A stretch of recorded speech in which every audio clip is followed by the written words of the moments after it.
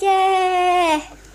Dneska tu mám super videjko. A mám tu rozboločku tejto krásnej myšky, ktorú som si ešte dneska kúpila a vydržala som ju nerozbaliť celú cestu.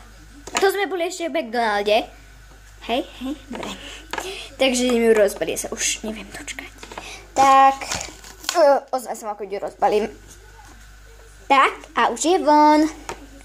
Je to takáto krásna myška s takými gumenými uškami. Počkajte. Prepáčte, ak dačo budete počuť, mám tu sestru.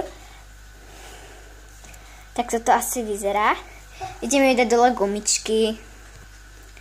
Tak, a už je odgumičkovaná, naozaj neviem, ako to povedať. Asi tak.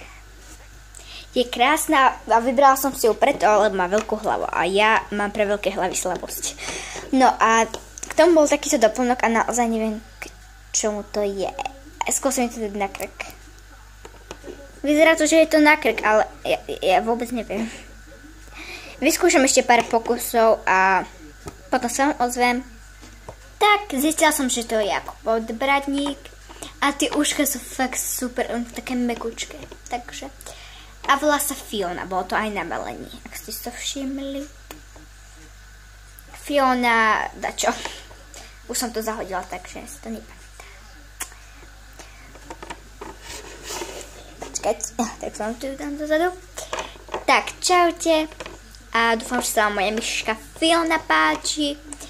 Naozaj som mi nevedela dať iné meno a na obale mala Fiona, tak som ho použila, lebo som nevedela vymyslieť meno. Takže ahoj!